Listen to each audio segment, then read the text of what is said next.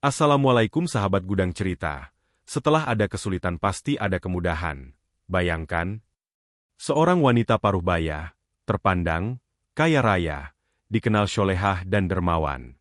Namun pada suatu malam, di pelataran Masjid Al-Jabbar yang megah, tubuhnya tiba-tiba berubah. Giginya memanjang, kulitnya tumbuh bulu, wajahnya merenggang menjadi moncong dan dia menjerit, bukan dengan suara manusia, tapi suara serigala. Semua orang lari, menjerit tak ada yang berani mendekat. Siapa sangka, ternyata ia menyimpan kebiasaan gelap, yang tak diketahui siapapun. Apa yang sebenarnya dilakukan Bu Hajah? Apa yang membuat Allah murka hingga azab turun begitu nyata? Senja menggantung di langit Bandung. Sinar oranye keemasan menyoroti kubah megah Masjid Raya Al-Jabbar yang memantul di permukaan danau buatan. Orang-orang mulai berdatangan, dari yang hendak sholat, hingga sekadar menikmati suasana sakral di akhir pekan. Di antara kerumunan, sebuah mobil mewah berwarna hitam berhenti perlahan di pelataran parkir. Pintu terbuka, dan muncullah sosok perempuan berusia sekitar 50 tahun. Wajahnya dipoles bedak tebal, bibirnya bergincu merah terang, dan kerudung panjangnya disampirkan penuh gaya. Dialah Bu Hajah Maryam. Banyak orang mengenalnya di kampungnya sebagai dermawan yang alim. Namun, mereka yang tahu lebih dalam, menyebut namanya dengan bisik-bisik takut. Bukan karena hormat, tapi karena muak. Bu Hajah punya kebiasaan yang tak bisa ditolerir. Ia gemar mencaci orang miskin. Anak-anak yatim yang meminta bantuan sering dibalasnya dengan cibiran. Kerja dong, jangan ngemis, begitu katanya sambil mengacungkan dompet mahalnya. Di media sosial, ia rutin memamerkan sedekahnya. Tapi selalu disertai sindiran pedas. Kasihannya, yang belum hijrah. Padahal dosa terus nempel kayak kutu di bulu anjing. Ucapannya tajam, penuh arogansi, dibungkus kata-kata agamis. Sore itu, Bu Hajah berniat menghadiri pengajian akbar yang diadakan di halaman depan masjid. Ia tidak datang sendiri. Dua asistennya membawa tripod kecil dan kamera untuk merekam dirinya ketika berdoa dan menangis mendengarkan ceramah. Semua harus terdokumentasi. Biar follower aku makin nambah, katanya lirih sambil menyeringai. Saat masuk ke area masjid, seorang bapak tua yang menyapu jalan menyapanya dengan senyum. Assalamualaikum Bu Hajah, mau ke pengajiannya? Bu Hajah menoleh cepat. Matanya menyipit. Jangan sok kenal. Kamu kerja yang benar. Kotor tuh di pojok sana. Gerutunya sembari menunjuk lantai marmer yang nyaris bersih. Bapak tua itu hanya menunduk. Wajahnya tetap tersenyum meski hatinya tercekat. Bu Hajah lalu melangkah menuju halaman utama. Sepatu hak tingginya berdetak di lantai batu dengan angkuh. Kamera sudah menyala. Salah satu asistennya membisik, "Ibu jangan lupa pura-pura khusyuk ya, biar dapat angle nangis." Bu Hajah tertawa kecil. Sudah biasa. Tinggal ingat dosa orang lain, air mata langsung keluar. Tak lama, langit mulai meredup. Azan maghrib akan segera berkumandang. Orang-orang semakin ramai. Bu Hajah duduk di kursi depan, khusus untuk tamu undangan. Ia membuka mushaf kecil, lalu menatap kamera yang merekamnya dari kejauhan. Mulutnya mulai bergerak seolah membaca ayat suci, tapi suaranya tak keluar. Dan saat itulah, sebuah angin dingin berhembus dari arah danau. Pelan, lalu membeku. Udara di sekeliling Bu Hajah seolah membungkam. Ia menggigil. Dada kirinya terasa berat. Tapi tak ada yang memperhatikannya. Semua sibuk menatap ustaz yang mulai naik ke mimbar. Bu Hajah mulai merasakan sesuatu yang aneh di telapak tangannya. Ia menatapnya. Ada bulu halus tumbuh di sana. Bu Hajah tertegun. Bulu halus yang tumbuh di telapak tangannya bukan sekadar ilusi. Rasanya nyata, kasar, dan terus bertambah panjang. Ia mengusap cepat dengan jilbabnya, seolah ingin menyeka kotoran. Tapi bulu itu tetap menempel, bahkan menjalar ke pergelangan tangan. Ya Allah, bisiknya, meski kata itu terdengar lebih seperti kebiasaan daripada seruan iman. Ia menoleh ke kiri dan kanan, memastikan tak ada yang melihat keanehan itu. Tapi perhatian semua orang masih tertuju pada panggung kecil, tempat seorang ustaz sedang bersiap menyampaikan ceramah. Asistennya, seorang gadis muda bernama Reni, mendekat sambil membawa tisu basah. "Ibu keringetannya?"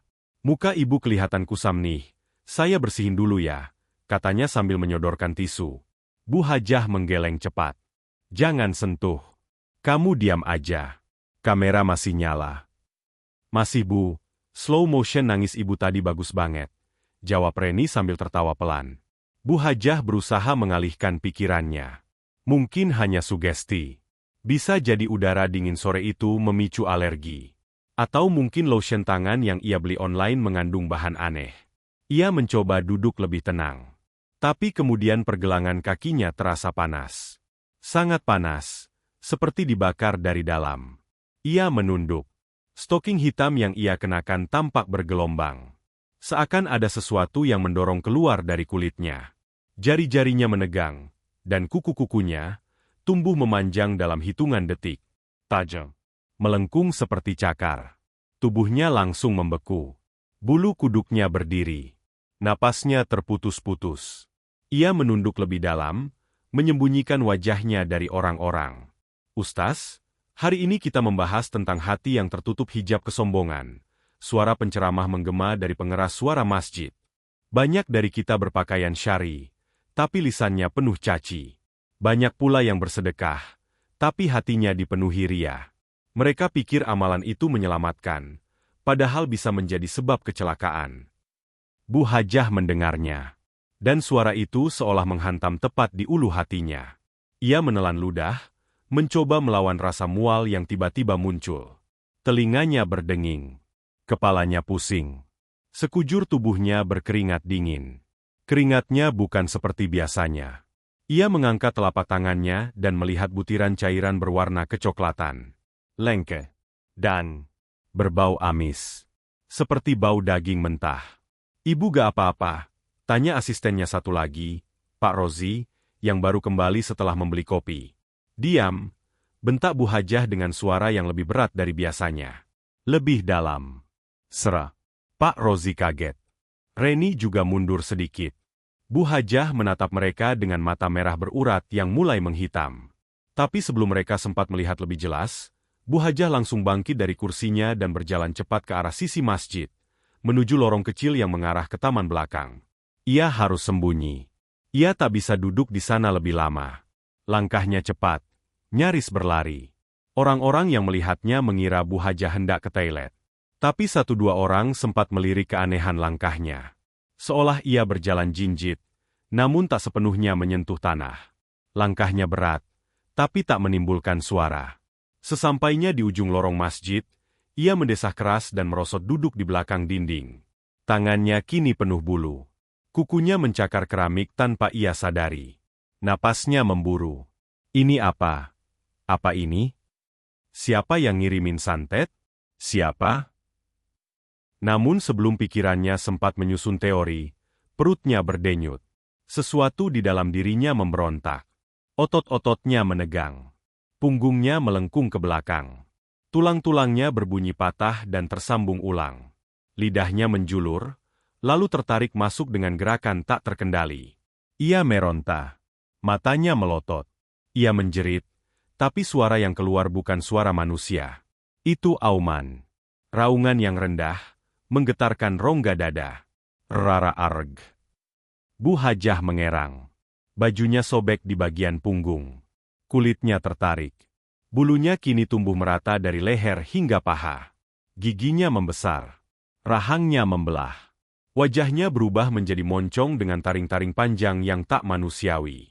Dalam waktu kurang dari 1 menit, tubuh manusia itu tak lagi bisa dikenali. Seekor serigala besar, berbulu keabu-abuan, berdiri di balik dinding masjid. Napasnya berat. Matanya menyala merah. Dan dari ujung cakarnya menetes darah. Entah dari mana asalnya. Di halaman depan, ceramah masih berlangsung. Jamaah semakin ramai. Tapi seorang ibu parubaya yang berdagang di sudut masjid mengangkat kepalanya. Telinganya mendengar sesuatu. Suara berat. Suara geraman. Ia menoleh ke arah taman belakang. Astagfirullah, itu suara apa ya? Bisiknya pada suaminya yang sedang mengatur botol air minum. Mungkin motor lewat. Jawab si bapak tanpa menoleh. Namun beberapa detik kemudian, terdengar suara dentingan besi berjatuhan. Seperti tempat sampah yang terlempar. Beberapa anak kecil yang bermain di taman belakang tiba-tiba berlari sambil menjerit. Ada anjing. Besar banget. Matanya merah. Seorang pemuda yang bertugas sebagai relawan keamanan langsung bergerak ke belakang masjid. Ia membawa senter dan memanggil rekannya. Yuk kita cek. Jangan sampai ganggu jamaah. Mereka melangkah cepat ke arah lorong tempat Bu Hajah menghilang. Tapi saat sampai di ujung lorong itu, hanya ada udara dingin dan suara napas berat yang terdengar samar. Kemudian salah satu dari mereka melihat sesuatu di dinding. Cakar. Goresan-goresan panjang. Dalam. Tertinggal jelas di tembok beton. Seperti dicakar makhluk buas. Lo lihat ini? Iya. Ini bukan goresan biasa. Senter mereka menyapu semak-semak taman. Daun-daun berjatuhan. Angin malam tiba-tiba datang membawa bau amis yang pekat. Bau apa ini? Salah satu relawan menunjuk ke rerumputan. Ada bercak merah. Cair. Kental. Seperti darah. Dan tak jauh dari sana, mereka menemukan sehelai jilbab robek. Warnanya merah muda. Masih hangat. Dan di ujung kainnya tersemat bros emas kecil berbentuk bunga. Bros yang dikenal milik Bu Hajah. Mereka saling menatap. Jantung mereka berdetak lebih cepat. Mulut mereka seolah tertutup rapat. Tak bisa mengucap satu kata pun. Sementara itu, serigala besar itu mengendap di balik pohon-pohon taman. Ia tidak menyerang. Tidak juga berlari. Ia diam. Seolah menanti sesuatu. Tapi ada satu hal yang jelas dari sorot matanya yang merah menyala. Ia bukan hanya makhluk yang kehilangan wujud manusia. Ia adalah makhluk yang haus. Haus akan pelampiasan. Haus akan pembalasan. Langit malam mulai menutup sempurna. Cahaya kuning lampu taman menyebar lembut di sekitar Masjid Al-Jabbar, memantulkan bayangan pepohonan yang bergerak pelan ditiup angin. Ceramah sudah selesai. Jamaah berpencar. Sebagian menuju tempat wudhu untuk sholat Isya, sebagian lagi menuju pintu keluar. Tapi suasana tidak seperti biasanya. Ada bisik-bisik, ada rasa gelisah yang menggantung di udara. Tadi anak saya lihat anjing besar. Katanya matanya merah. Iya. Katanya ada suara aneh juga dari taman belakang. Beberapa relawan masjid memasang garis pembatas dari tali dan kardus bekas di area taman kecil di sisi barat bangunan. Mereka tidak ingin jamaah panik. Tapi pembicaraan tentang makhluk itu mulai menyebar seperti kabut. Pak Ustaz yang memimpin pengajian malam itu ikut mendekat ke tempat kejadian. Ia melihat tanda cakar di tembok dan bercak merah yang tertinggal di tanah. Ini bukan main-main. Gumamnya, ada yang tidak beres. Seorang relawan mendekat dan menyerahkan bros emas berbentuk bunga. Kami nemu ini di rerumputan, Ustaz. Ustaz mengamati bros itu lama. Ia menghela napas, lalu berkata pelan, ini milik Bu Hajah Maryam. Saya pernah lihat dia pakai ini saat tablik akbar tahun lalu. Semua mata langsung saling menatap. Bu Hajah tadi kesini kan? Iya. Dia duduk di deretan depan. Tapi sejak maghrib saya gak lihat lagi. Asistennya juga gak tahu kemana katanya. Ustaz mengangguk pelan. Ia lalu menunduk dan berdoa dalam hati. Tapi bahkan ia pun merasa, ini bukan perkara biasa. Ini bukan penculikan.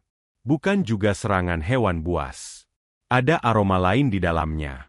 Sesuatu yang lebih tua dari logika.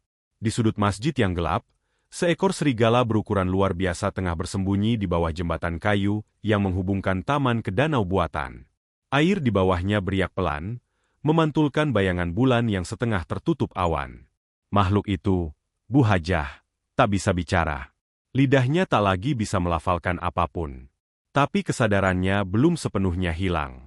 Di dalam pikirannya yang mulai kabur oleh naluri liar, masih tersisa ingatan samar tentang siapa dirinya. Ia ingin berteriak. Ia ingin memohon ampun. Tapi tubuhnya telah terkutuk. Mulutnya hanya mampu menggeram. Ingatan demi ingatan melintas seperti kilatan petir dalam gelap. Ia melihat wajah anak yatim yang pernah ia hina. Ia melihat ibu tua yang pernah ia usir dari antrean bantuan zakat. Ia melihat komentarnya sendiri di media sosial, yang merendahkan orang hanya karena tak berhijrah seperti dirinya. Ia menyesal. Namun penyesalan yang datang setelah azab turun, tak lagi punya harga. Di tempat lain, Reni dan Pak Rozi, dua asisten Bu Hajah, duduk gelisah di dalam mobil. Mereka menunggu Bu Hajah sejak maghrib. Tapi hingga malam datang, tak ada kabar.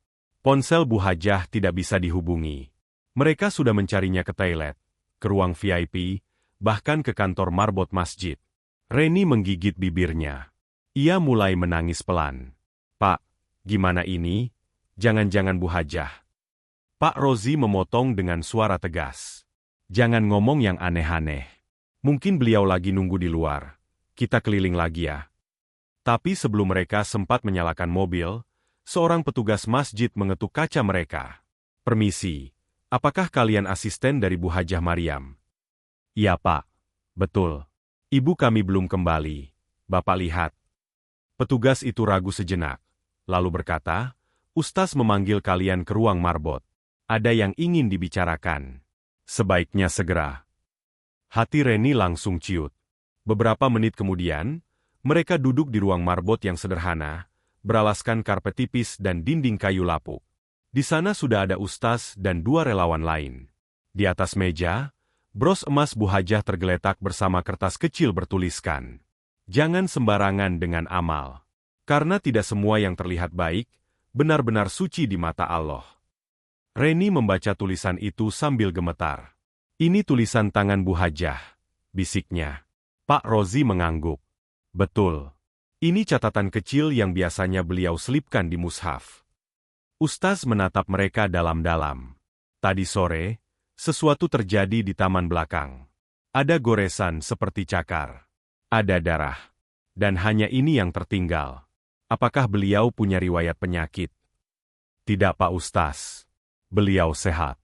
Bahkan habis medical check-up minggu lalu. Hasilnya sempurna." Ustaz mengangguk pelan. Kemudian ia berdiri, berjalan menuju jendela yang terbuka dan menghadap danau. "Allah sedang memperlihatkan sesuatu kepada kita. Saya tak ingin menuduh, tapi saya percaya Bu Hajah sedang menerima balasan dari apa yang selama ini ia perbuat." Reni menjerit kecil. "Astagfirullah. Tapi Pak Ustaz, masa iya? Jadi begitu?" Ustaz memejamkan mata. Lalu berkata lirih, "Azab itu bisa bermacam-macam bentuknya, Nak. Ada yang berupa jatuh miskin. Ada yang kehilangan akal. Ada pula yang kehilangan wujud." Tak ada yang berkata-kata setelah itu. Hening. Bahkan detak jam tua di dinding pun terdengar seperti suara lonceng kematian. Di luar, hujan mulai turun rintik-rintik. Seekor serigala abu-abu berlari cepat melintasi jalan kecil di sisi danau. Napasnya berat. Tubuhnya gemetar. Tapi sorot matanya berubah. Lebih tajam. Lebih gelap.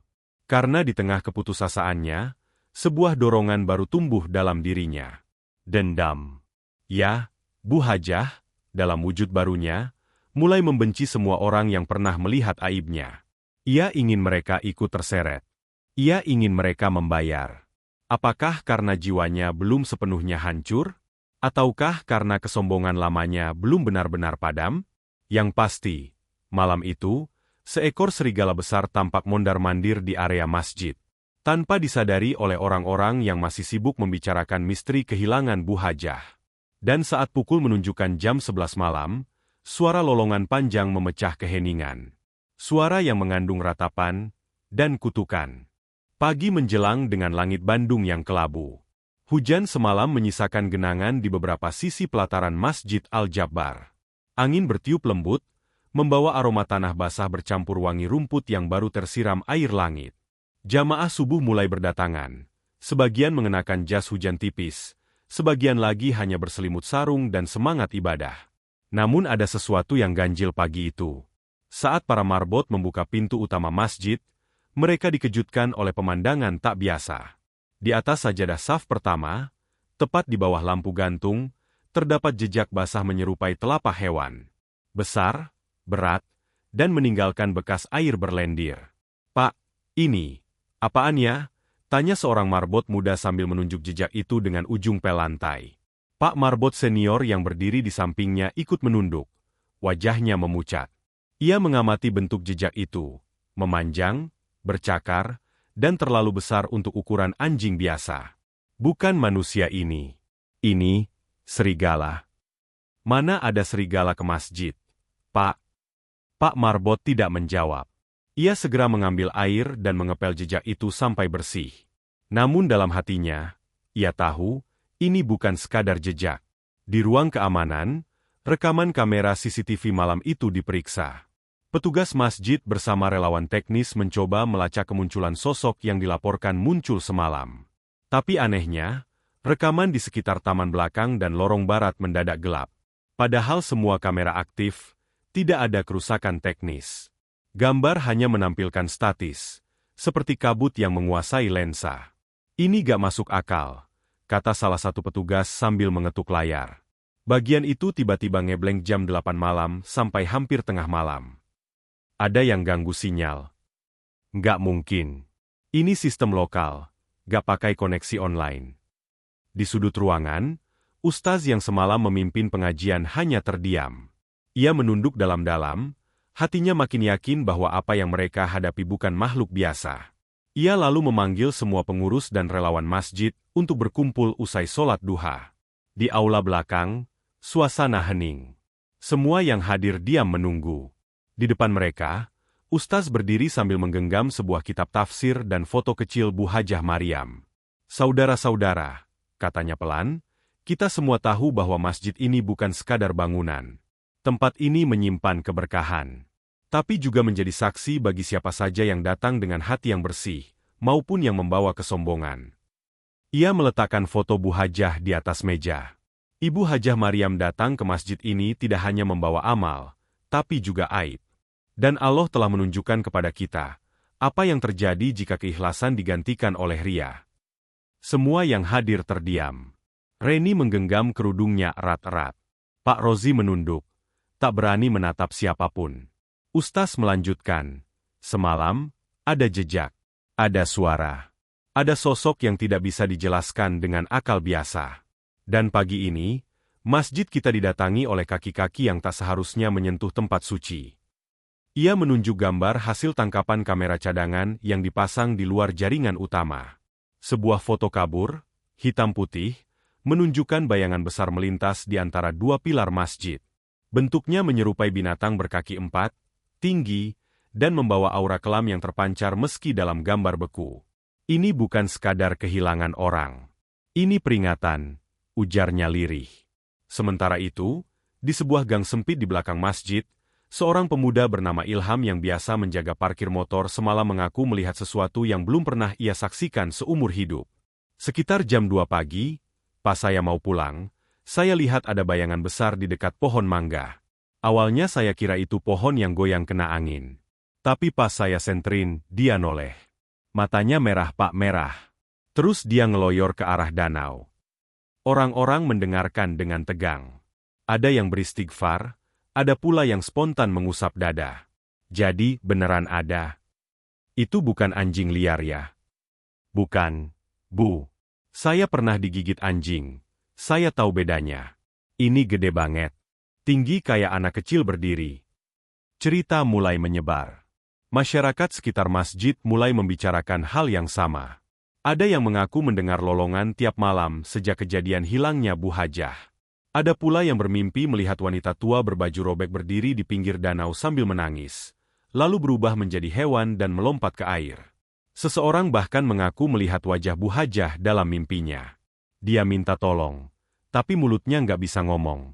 Cuma tatapan matanya yang minta ampun. Saya bangun dengan napas ngos-ngosan. Cerita demi cerita itu tak bisa dibendung. Namun satu hal yang pasti, jejak serigala terus muncul setiap malam. Terkadang di halaman masjid, kadang di tangga wudhu. Bahkan pernah muncul di atas karpet imam. Pada malam keempat setelah hilangnya Bu Hajah, langit Bandung kembali diselimuti mendung. Angin bertiup lebih kencang dari biasanya. Dan di tengah kesunyian itu, suara lolongan kembali terdengar. Kali ini lebih panjang, lebih nyaring. Menggetarkan langit-langit masjid. Pak Marbot yang sedang menyapu halaman menoleh cepat. Ia menjatuhkan sapunya dan lari ke dalam. Di tempat wudhu, air tiba-tiba berhenti mengalir. Di ruang musala wanita, sajadah-sajadah tertiup angin dari jendela yang belum ditutup. Dan di balik tirai tebal, Dua mata merah mengintip dari luar. Sesuatu telah kembali. Dan malam itu, bukan malam biasa. Malam kelima. Awan menggantung berat di langit Bandung, seolah menahan hujan yang belum juga turun. Masjid Al-Jabbar berdiri megah seperti biasa, tapi suasana di sekelilingnya terasa berbeda. Udara terasa lebih dingin. Bayangan pepohonan di danau terlihat lebih gelap. Dan gema adzan Isya yang biasanya teduh, malam itu terdengar seperti menggema dalam lorong-lorong kosong. Reni tidak bisa tidur. Di dalam kamar penginapan sederhana yang disiapkan pengurus masjid untuk para relawan, ia duduk menatap ponselnya. Di layar, wajah Bu Hajah muncul dalam foto yang mereka ambil 2 hari sebelum kejadian. Tersenyum. Anggun. Tapi Reni tahu, di balik senyuman itu, Bu Hajah menyimpan sifat yang berbeda. Ia ingat betul bagaimana Bu Hajah mempermalukan seorang wanita yang datang membawa anak kembar untuk minta bantuan sembako. Muka ngemis gak usah pura-pura butuh. Ini tempat zakat, bukan tempat pelihara kemalasan, kata Bu Hajah sambil melemparkan selembar uang 5 ribuan ke lantai.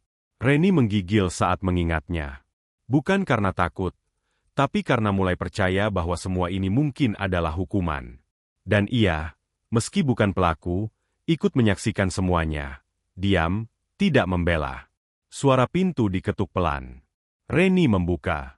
Pak Rozi berdiri di luar, membawa 2 gelas kopi panas. Masih gak bisa tidur ya? Reni mengangguk. Pak, kalau Bu Hajah beneran dikutuk, terus sekarang gentayangan, apa gak sebaiknya kita bantu beliau?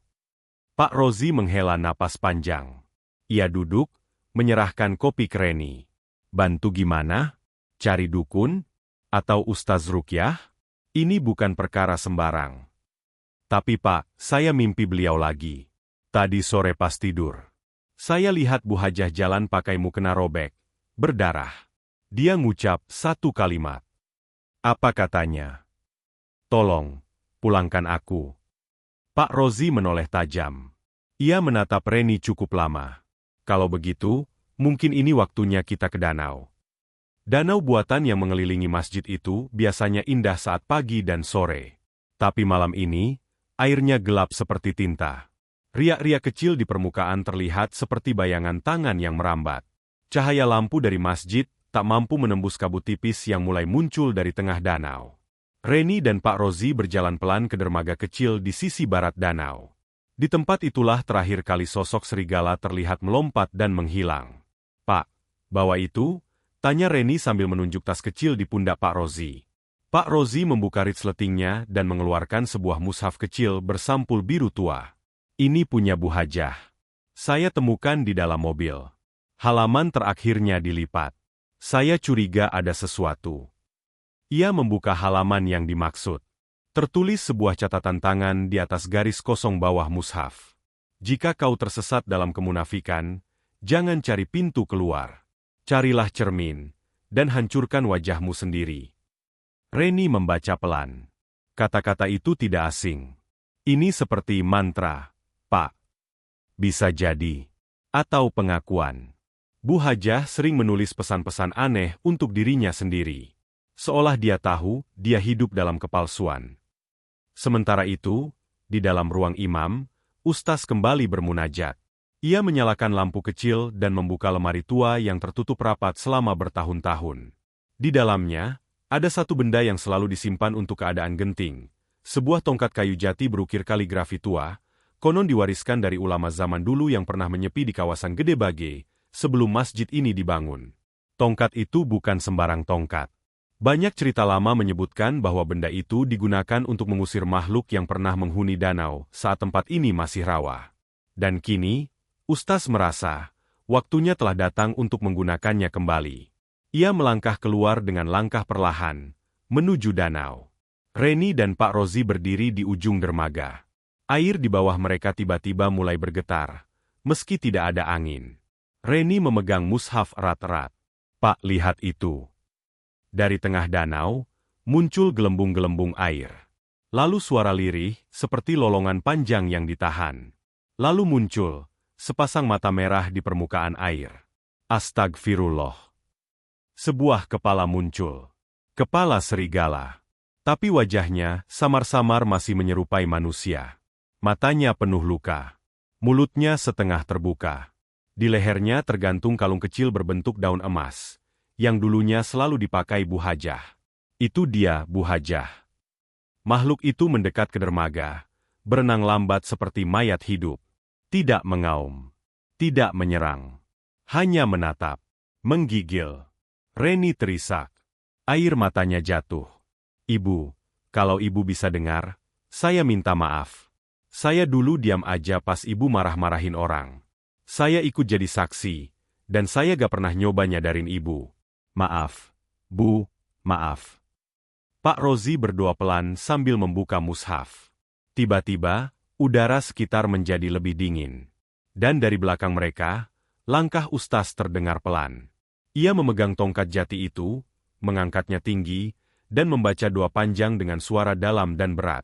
Ya Allah, bila makhluk ini adalah hamba MU yang tersesat, kembalikan ia pada fitrahnya. Dan bila ia telah melampaui batas dunia, kunci ia dari segala celah kejahatan. Angin bertiup kencang. Air danau mendidih sesaat. Makhluk itu menjerit. Raungannya keras, menyayat udara. Bulu-bulunya rontok sedikit demi sedikit. Giginya mencair seperti lilin. Matanya menghitam. Dan tubuh besarnya mulai mengecil. Perlahan, hingga hanya menyisakan sosok perempuan tua dalam kondisi setengah telanjang. Penuh luka, dengan wajah tertekuk ke tanah. Reni berlari ke depan. Tapi Ustaz menahan. Jangan. Tubuhnya bukan milik dunia kita lagi. Tubuh Bu Hajah perlahan menyatu dengan tanah di tepi danau. Ditarik oleh akar-akar kecil yang muncul dari lumpur. Seperti dikubur hidup-hidup oleh bumi. Dan sebelum tubuh itu benar-benar lenyap, terdengar suara pelan dari arah danau. Ampunilah aku. Dan malam itu, danau kembali tenang. Masjid Al-Jabbar kembali diterangi cahaya fajar yang hangat. Tapi satu hal telah berubah untuk selamanya. Tak ada lagi jejak cakar. Tak ada lolongan. Namun di tengah danau, terapung pelan bros emas berbentuk bunga. Satu-satunya peninggalan dari sosok yang pernah mengira dirinya suci. Fajar baru menyibak langit Bandung. Kabut tipis masih menggantung di atas permukaan danau Masjid Al-Jabbar. Angin berhembus pelan, seolah membawa sisa-sisa dari kejadian yang nyaris tak dipercaya logika. Namun kehidupan harus terus berjalan. Masjid dibersihkan seperti biasa. Jamaah berdatangan, sebagian sudah mulai melupakan kejadian 5 malam terakhir. Tapi bagi beberapa orang, Reni, Pak Rozi, dan Ustaz, bayangan serigala, jeritan azab, serta wajah terakhir Bu Hajah, masih menempel erat di dalam ingatan. Di ruang kecil belakang masjid, Reni duduk sambil menatap mushaf bersampul biru tua milik Bu Hajah.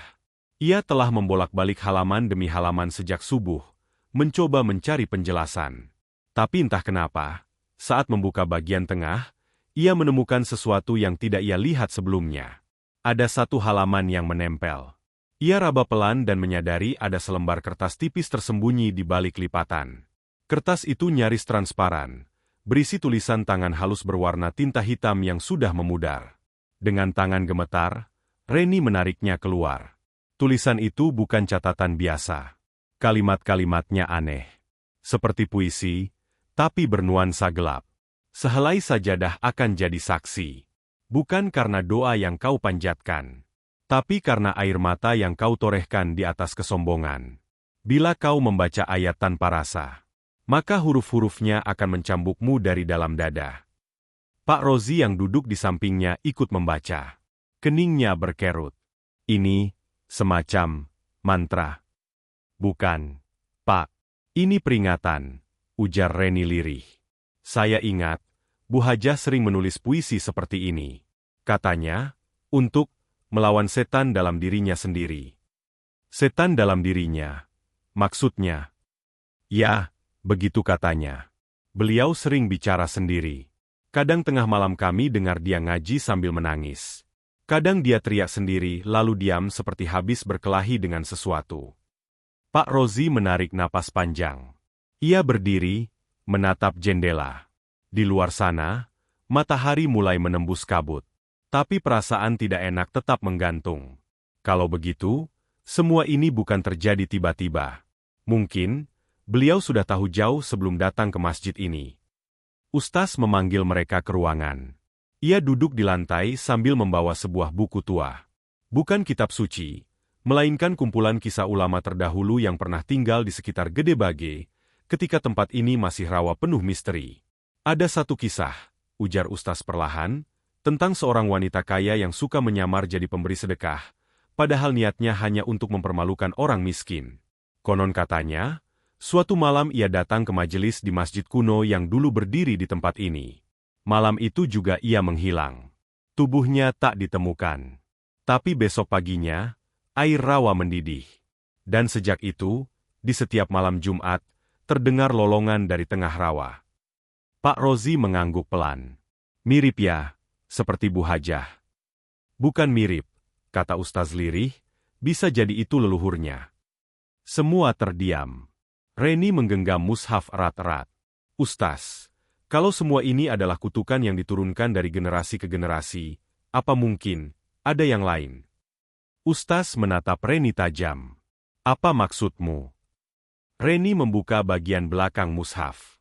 Di sana, tertera coretan yang tidak pernah mereka perhatikan sebelumnya. Sebuah nama. Al-Maryam binti Zaidah. Bukan nama Bu Hajah Maryam yang biasa, gumam Reni. Iya, ujar Ustaz, nama itu berasal dari masa lalu. Mungkin itu nama leluhurnya yang dulu tertulis di daftar wakaf tanah lama kawasan Rawa Gede Bage. Malam mulai datang kembali. Langit Bandung kembali redup. Masjid Al-Jabbar berdiri dalam sunyi. Tapi di bawah pondasi marmernya, tanah menyimpan sejarah yang lebih kelam dari yang pernah diketahui siapapun.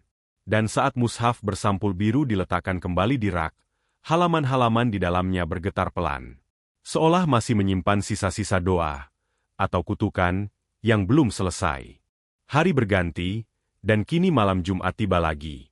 Angin malam berhembus dari arah utara, membawa hawa dingin yang tak biasa. Langit di atas Masjid Al-Jabbar diselimuti awan pekat, tak ada cahaya bulan menembus gelap. Udara bergetar pelan, seolah bumi menyimpan bisikan yang enggan disuarakan. Seusai Isya, masjid belum seramai biasanya. Banyak jamaah yang memilih pulang lebih awal. Entah kenapa, cerita tentang lolongan malam itu masih tersimpan di hati mereka. Bahkan anak-anak yang biasa bermain di taman masjid kini lebih memilih tinggal di rumah. Reni duduk di tangga luar, memandangi danau yang tenang. Di pangkuannya, mushaf bersampul biru terbuka. Ia membaca perlahan, ayat demi ayat, berharap hatinya tenang. Tapi setiap kali angin berdesir, halaman kitab itu bergerak sendiri. Dan setiap ia membuka lembar demi lembar, seperti ada suara lirih, mengikutinya. Pak Rozi muncul dari sisi kiri masjid, membawa 2 gelas teh panas. Ia duduk di samping Reni, tak berkata apa-apa. Hanya menatap danau. Pak, kata Reni lirih, kenapa ya, saya masih merasa beliau belum benar-benar pergi. Pak Rozi menoleh. Karena yang belum selesai bukan azabnya, tapi asal-usulnya. Reni menunduk. Tangannya menggenggam mushaf erat-erat. Halaman belakang mushaf ini, makin lama makin berubah. Pak Rozi mengerutkan dahi. Berubah. Reni membuka halaman terakhir. Kini di sana tertulis dengan tinta samar, seakan baru muncul beberapa jam terakhir. Ketika keturunan yang sombong tidak ditebus dengan taubat, tanah akan menelan mereka satu persatu. Mata Pak Rozi menatap tajam tulisan itu.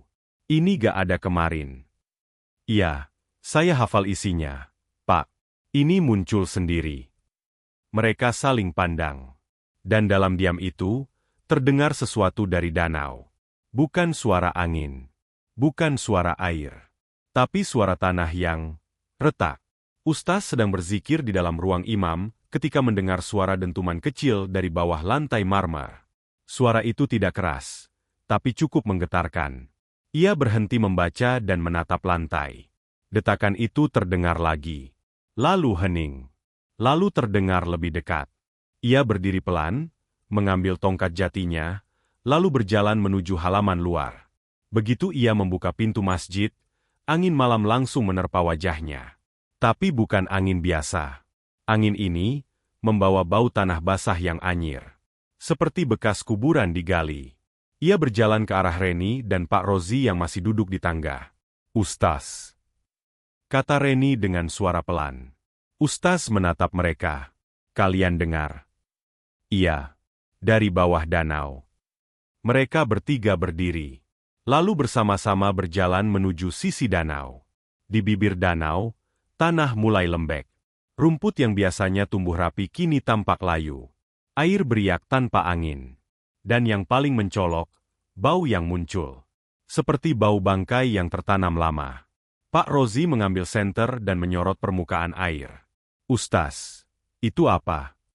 Di tengah danau, tampak bayangan putih melayang-layang di bawah permukaan air. Seolah-olah kain. Tapi terlalu besar dan terlalu lambat untuk hanyut. Itu, mukena, ujar Reni. Saya kenal itu. Bu Hajah pakai itu waktu malam terakhir. Tiba-tiba, tanah di tepi danau retak. Mereka bertiga mundur. Sebuah lubang kecil muncul, lalu menganga lebih lebar. Dari dalamnya muncul asap tipis. Dan suara perempuan. Pelan. Parau. Jangan buka, jangan buka, jangan buka. Reni menjerit kecil. Suaranya jelas. Sangat jelas. Dan makin lama makin keras. Jangan buka, jangan buka. Darah belum lunas. Kutukan belum habis. Pak Rozi ingin menutup lubang itu, tapi tanahnya terus merekah. Lalu dari dalam lubang, muncul tangan. Tangan perempuan, dengan kuku panjang dan kulit kelabu seperti membusuk. Allahu Akbar. Ustaz membacakan ayat kursi keras-keras. Tangan itu gemetar, lalu menyusut perlahan. Lalu hilang kembali ke dalam tanah. Lubang itu tertutup sendiri. Seolah tidak pernah terbuka. Tapi suara terakhir yang mereka dengar, sebelum benar-benar senyap, membuat bulu kuduk mereka berdiri. Akan ada yang menggantikanku. Keturunan tak berhenti di satu garis. Darahku masih bernafas, dan tidak semuanya manusia. Malam itu, mushaf bersampul biru menutup sendiri. Angin berhenti berembus. Namun dari balik akar pohon-pohon tua di sekeliling danau, suara-suara bisikan mulai bermunculan. Dalam bahasa yang tak dikenal. Dan saat malam Jumat berlalu, satu hal kembali muncul di atas sajadah imam. Jejak kaki. Namun kali ini, bukan jejak serigala. Melainkan jejak tangan manusia. Tapi berjari 6. Pagi belum sepenuhnya datang, namun Masjid Al-Jabbar telah dipenuhi getar kegelisahan. Pak Marbot yang pertama kali masuk ruang imam setelah adzan subuh mendapati sesuatu yang tak biasa. Sajadah imam terlipat rapi, namun dalam posisi terbalik, bagian kepala di bawah dan bagian kaki menghadap kiblat. Ia sempat mengira itu hanya kesalahan manusia. Sampai matanya menangkap sesuatu yang lain. Jejak tangan, bukan kaki, tepat di atas sajadah. Bukan jejak biasa, karena memiliki 6 jari. Dan telapak itu, basah, meninggalkan noda lengket seperti darah mengering. Ia mundur perlahan, lalu berlari keluar tanpa sempat mengunci pintu. Di ruang pengurus, Ustaz, Reni, dan Pak Rozi berkumpul kembali setelah diberitahu peristiwa itu. Ini bukan Bu Hajah lagi, kata Ustaz sambil mengusap wajah. Sosok yang muncul sekarang, bukan sekadar jelmaan atau kutukan. Ini turunan dari perjanjian yang lebih tua. Reni menatap mushaf yang kini selalu ia bawa kemana-mana. Tadi malam, saya mimpi lagi. Tapi kali ini bukan Bu Hajah yang muncul. Pak Rozi menoleh. Siapa? Anak kecil. Perempuan. Rambutnya panjang. Matanya putih semua. Dia duduk di sajadah. Mukenanya bolong-bolong. Dan dia bilang, aku belum lahir. Tapi aku sudah di sini sejak nenekmu belum mati. Ustaz menutup mushaf tafsirnya perlahan. Ini bukan sekadar kutukan yang selesai ketika tubuh Bu Hajah terkubur. Ini warisan. Ada yang membiarkan kebencian itu hidup terus dalam darah. Dan darah itu menuntut bentuknya sendiri. Malam harinya, mereka memutuskan melakukan sesuatu yang tak pernah dilakukan sebelumnya. Membuka ruang bawah tanah masjid. Dibangun dengan struktur modern, Masjid Al-Jabbar sebenarnya tidak memiliki ruang bawah resmi. Namun di catatan wakaf lama yang disimpan dalam arsip yayasan, disebutkan bahwa tanah ini dahulu memiliki gua bawah tanah, semacam ruang penyimpanan kitab dan tempat halwat para wali zaman dulu. Bersama tim teknis, mereka membuka pelat baja di sisi ruang arsip lama. Di baliknya, tangga batu menurun curam, gelap, dan lembab. Bau tanah tua langsung menyeruak begitu pintu dibuka. "Ustaz yakin mau ke bawah?" tanya teknisi dengan suara tertahan. "Kalau kita tak menyentuh akar, pohonnya akan terus mati." "Kita harus ke sumbernya," jawab Ustaz tenang. Reni dan Pak Rozi ikut turun.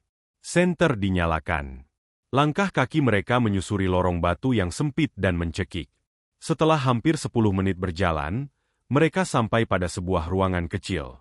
Di dalamnya, tak ada perabot, hanya rak kayu lapuk dan sebuah kotak batu besar di tengah ruangan. Di atasnya tertulis aksara Arab gundul, nyaris tak terbaca. Ustaz berbisik, "Ini, makam orang yang pernah menyegel roh jahat di kawasan ini." Namun begitu mereka mendekat, permukaan batu itu tampak retah. Pak Rozi menyentuhnya pelan. Retakan itu basah. Dari celahnya, mengalir darah tipis. Reni memutar arah. Di rak kayu lapuk, ia menemukan sebuah kitab tua. Ia ambil dan buka perlahan. Isinya bukan ayat suci, tapi catatan. Nama-nama, tanggal, dan garis keturunan. Di halaman paling belakang, tertulis jelas. Dari Zubaidah binti Azim, menurunkan Maryam binti Zaidah, hingga anak-anak yang tak dikenal, keturunan darah yang membenci miskin dan menyembah amalnya sendiri akan membuka kembali segel malam Jumat. Zubaidah. Reni bergumam. Itu, nama nenek buyut Bu Hajah. Dan Maryam binti Zaidah, itu dia. Pak Rozi menyambung. Kalau begitu, ada keturunan berikutnya? Apakah Bu Hajah punya anak? Reni menggeleng. Setahu saya, beliau tidak menikah. Hidup sendirian. Gak pernah cerita soal keluarga. Ustaz menatap tembok ruangan yang basah. Bukan berarti tidak ada. Bisa jadi, darahnya tersebar. Cukup satu saja yang diwarisi dendam. Cukup satu, untuk membangkitkan kembali kutukan ini. Mereka naik ke atas dengan dada penuh ketegangan. Saat mereka tiba di atas, seseorang sudah menunggu. Seorang wanita paruh baya, berjilbab besar, berdiri dengan wajah pucat dan tangan gemetar. "Assalamualaikum. Saya minta maaf. Saya harus bicara. Saya keponakan dari Bu Hajah. Saya datang dari Cianjur. Saya dengar berita tentang beliau, dan saya tahu sesuatu yang harus saya sampaikan." Mereka membawa wanita itu ke ruang tamu masjid. Di sana, ia duduk dan membuka sebuah map berisi foto-foto lama. Di antara foto itu, ada satu foto keluarga tahun 1982. Tampak Bu Hajah Maryam masih muda, berdiri di samping seorang bayi dalam keranjang. "Ini anak siapa?" tanya Ustaz. "Anak beliau." "Bukankah?" "Iya, semua orang pikir beliau tidak punya anak. Karena lahirnya, dari hasil hubungan terlarang. Ayahnya orang luar negeri, entah siapa.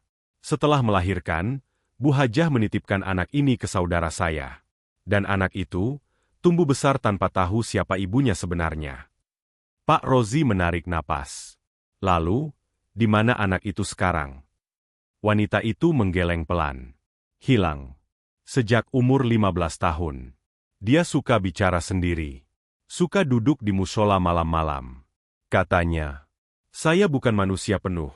Lalu suatu malam, dia keluar dari rumah, dan gak pernah kembali." Reni berdiri. Tangannya gemetar. "Pak, Ustaz, suara di mimpi saya. Anak itu." Malam kembali datang. Langit tetap pekat. Angin tetap dingin. Namun malam ini, suara lolongan kembali terdengar. Bukan satu, tapi dua. Saling bersahutan dari arah danau. Dan dari sisi timur masjid, bayangan kecil melintas. Sosok perempuan muda. Rambut panjang. Kaki tak menyentuh tanah. Di matanya, cahaya merah yang sama. Ia berdiri di pelataran masjid, menatap ke arah kubah. Lalu berbisik, "Aku datang. Ibu, kau pikir azab hanya milikmu?" Angin dini hari menyelinap dari sela-sela dinding marmer Masjid Al-Jabbar. Hening. Terlalu hening. Suara jangkrik dan gesekan daun malam seperti lenyap, digantikan gema lolongan panjang yang sempat mengguncang langit tadi malam. Di ruang imam, sajadah telah dibalikan ke posisi semula, namun nuansa ganjil tak mau pergi. Cahaya lampu temaram menyinari mimbar kayu yang berdiri kokoh di sudut depan masjid. Namun pagi ini, permukaan mimbar itu berubah. Pak Marbot, saat membersihkan, melihat sesuatu yang belum pernah ia temukan sebelumnya. Bekas telapak tangan merah tua di sisi mimbar. Bukan cat, bukan tanah, bukan noda biasa. Warnanya seperti darah yang tertinggal dan mengering, lalu menempel begitu saja, seakan ditepuk dengan kekuatan dari dunia lain. Ia langsung memanggil Ustaz, Reni, dan Pak Rozi. Saat mereka tiba, Ustaz memandangi telapak itu cukup lama, lalu berkata dengan nada dalam, "Ini bukan Bu Hajah. Ini anaknya. Dan kini dia telah menemukan jalan masuk." Pak Rozi bertanya lirih, "Masuk kemana?" Ustaz menghela napas. "Ke ruang sakral tempat khutbah disampaikan. Tempat kata-kata suci dibaca. Jika dia sudah berani menandai mimbar, berarti bukan hanya arwah yang berkeliaran. Ada yang sedang bersiap mengambil alih tempat ini dari dalam." Reni memeluk mushaf erat-erat. "Tadi malam saya mimpi lagi, anak itu duduk di mimbar. Dia menatap saya, dan bilang, 'Ibuku memulai, aku menyelesaikan.' Lalu dia cakar lantai mimbar, dan dari sana keluar cermin. Di dalam cermin itu, saya lihat wajah Bu Hajah, menangis. Tapi di belakangnya, ada ratusan wajah lain. Semua wanita. Semua matanya buta." Pak Rozi bergidik. Itu bukan sekadar mimpi. Ustaz berdiri. Ia menatap langit-langit masjid. Masjid ini punya sejarah yang lebih tua dari yang kita kira. Sebelum menjadi tempat ibadah, sebelum menjadi danau, tanah ini adalah tempat perempuan-perempuan dari zaman dulu mencari kekuatan. Tapi kekuatan itu bukan dari Allah. Mereka menyerahkan cinta, bayi, darah, demi kuasa. Dan darah yang tumpah di sini tidak pernah benar-benar kering. Sore harinya, kabar aneh datang dari warga sekitar. Seorang anak kecil pulang dari mengaji, menangis histeris karena melihat kakak perempuan berbaju putih berdiri di atas mimbar dan memanggilnya. Dia bilang namaku sama kayak anaknya. Dia bilang aku anaknya. Padahal aku bukan. Aku bukan. Ibu anak itu panik. Ustaz dan pengurus masjid langsung datang ke rumah mereka. Anak itu masih gemetar, menunjuk-nunjuk ke arah masjid. Ustaz membaca doa panjang, menepuk pundaknya, lalu berkata kepada ibunya, "Jangan biarkan anak ini datang ke masjid sampai malam Jumat lewat." Tepat setelah maghrib, Reni duduk sendirian di ruang belakang. Ia membuka kembali mushaf bersampul biru tua, membuka halaman yang kemarin berubah. Tapi kini ada sesuatu yang lebih mengejutkan. Di lembar kosong sebelum akhir, tertulis satu kalimat baru. "Jika ingin memutus darah, patahkan cermin tempat wajahmu memantul." Reni memejamkan mata. Ia ingat mimpinya. Cermin. Di mimbar. Cermin darah. Tanpa pikir panjang, ia langsung keluar menuju aula utama masjid.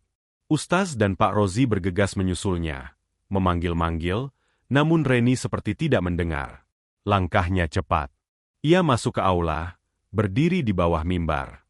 Sorot matanya tertuju ke lantai kayu gelap di sisi bawah tangga. Ia jongkok. Tangannya meraba pelan, dan menemukan celah kecil. Terasa seperti sambungan papan tua yang bisa digeser. Dengan kuku, ia cungkil perlahan. Sesuatu terbuka.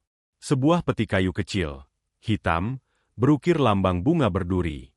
Di atasnya terdapat kunci karatan, namun kuncinya sudah terbuka, seakan memang telah menunggu untuk ditemukan.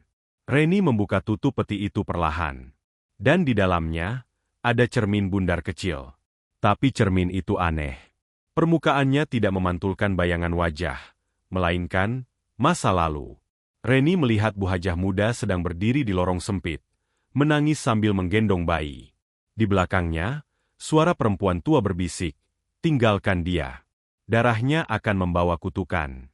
Seperti kau, seperti ibumu, seperti semua perempuan sebelum kita." Cermin itu terus memperlihatkan potongan-potongan ingatan yang bukan milik Reni. Tapi hatinya terasa sangat kenal. Tiba-tiba, suara lirih terdengar dari belakangnya.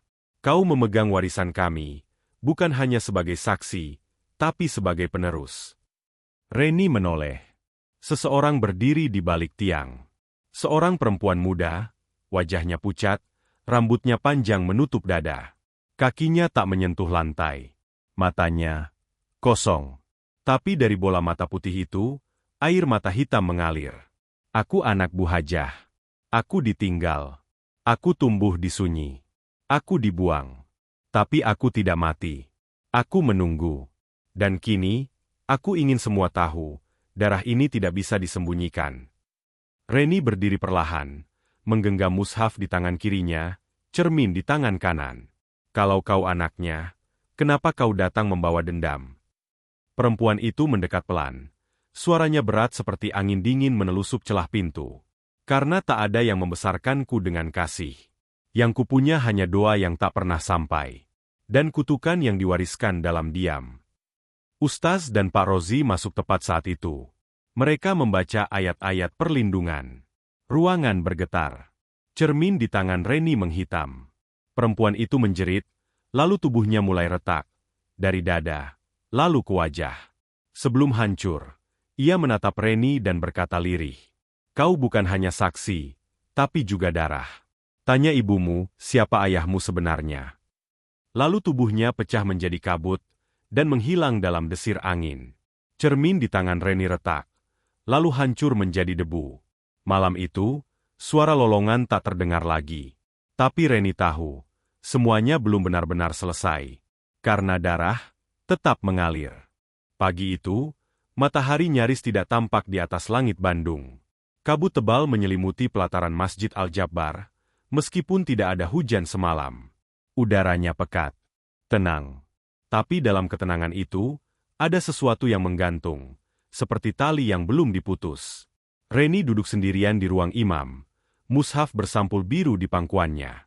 Cermin itu telah hancur malam tadi, menyisakan serpihan debu yang menghilang bersama sosok arwah anak Bu Hajah. Tapi di dada Reni, ada yang belum selesai. Tanya ibumu, siapa ayahmu sebenarnya? Kalimat itu terus bergema dalam kepalanya. Bukan hanya ancaman, tapi seperti potongan kunci yang tak bisa ia abaikan. Ustaz datang membawa secangkir teh. Ia duduk di sebelah Reni dan mengamati wajahnya. Kau gelisah. Reni mengangguk perlahan. Saya mulai bertanya, kenapa saya bisa melihat semua ini? Kenapa saya yang terus bermimpi? Kenapa saya yang memegang mushaf ini, seolah saya bukan hanya saksi? Saya seperti bagian dari mereka. Ustaz menatapnya lama. Lalu bertanya pelan, kau yakin ibumu tidak pernah bercerita tentang masa lalunya? Reni terdiam. Ia menggeleng. Ibu saya meninggal saat saya SD. Saya dibesarkan tante. Katanya, ayah saya orang luar, gak jelas asalnya. Saya gak pernah tahu namanya. Ustaz meletakkan tangannya di mushaf. Mungkin kau memang bukan sekadar orang luar. Mungkin darah itu mengalir juga di dalammu. Mata Reni membelalak. Tapi saya bukan anak Bu Hajah. Tidak harus langsung. Kutukan turun-temurun tak mengenal garis lurus. Bisa menyebar lewat rahim, bisa lewat warisan nama, bisa lewat mimpi yang diwariskan antar zaman. Dan mushaf ini memilihmu. Reni menatap buku tua itu. Halaman terakhirnya kini kosong lagi. Tapi di pojok kanan bawah, muncul goresan samar. Ia dekati pelan, dan membaca. Jika darahmu membawa dosa orang sebelum lahirmu, maka sujudmu harus lebih panjang dari sujud mereka. Hari-hari setelah malam itu berjalan lambat. Tapi kejadian ganjil tetap muncul. Seorang santri kecil tiba-tiba kerasukan saat membaca surah Yasin di aula masjid. Ia mengucapkan kalimat dalam bahasa asing, lalu muntah darah dan pingsan. Seorang relawan yang sedang membersihkan tempat wudhu tiba-tiba merasa lututnya lumpuh. Katanya, saat mengepel ia melihat bayangan perempuan kecil merangkak di antara keran air. Ustaz memutuskan satu hal, mushaf bersampul biru tidak boleh disimpan lagi di masjid. Tempat ini suci. Tapi benda itu membawa sejarah yang belum putus. Ia meminta Reni menyimpannya. Bukan untuk dimiliki, tapi untuk dijaga, sampai waktunya semua yang tertulis di dalamnya benar-benar berakhir. Beberapa minggu kemudian, Reni memutuskan pulang ke kampung halamannya di Garut. Ia ingin mencari akarnya sendiri. Ia datangi makam ibunya. Ia duduk lama di sana. Dan malamnya, ia bermimpi. Ia berada di sebuah rumah kayu tua, duduk di depan cermin retak. Di belakangnya, ada perempuan tua yang memegang mushaf. "Kenapa kau datang?" tanya perempuan itu. "Karena aku ingin tahu siapa aku." Perempuan itu tersenyum samar. "Kau adalah bagian dari kisah yang tak ingin diteruskan, tapi tetap tumbuh karena didiamkan. Darahmu tak sama, tapi tubuhmu dipilih untuk memutus rantai itu." Reni menoleh. "Siapa ibuku sebenarnya?"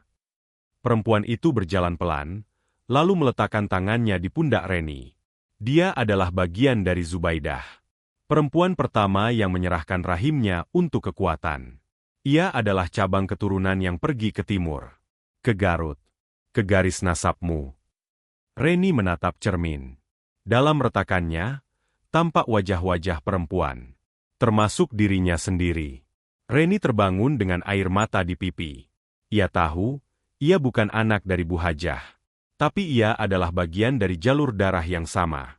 Jalur yang selama puluhan, bahkan ratusan tahun, membawa kesombongan sebagai pakaian, amal sebagai topeng, dan agama sebagai alat penghakiman. Ia kembali ke Masjid Al-Jabbar seminggu kemudian. Langit sore cerah, danau tenang. Tak ada jejak cakar, tak ada lolongan. Ia duduk di pelataran dan membuka mushaf bersampul biru untuk terakhir kalinya. Halaman-halamannya kosong. Benar-benar kosong. Kecuali satu kalimat, tertulis di tengah halaman terakhir. "Kutukan berakhir bukan karena mati, tapi karena ada yang berani sujud lebih lama daripada kesombongan itu sendiri." Reni menutup mushaf itu pelan. Ia menunduk, lalu sujud. Panjang, diam, dalam. Di langit, awan membentuk lingkar. Di danau, air bergelombang ringan. Dan di bawah Masjid Al-Jabbar, batu tua di ruang bawah tanah akhirnya retak dan hancur. Namun tidak keluar apa-apa darinya. Hanya tanah, sunyi, dan damai. Karena darah itu telah berhenti mengalir.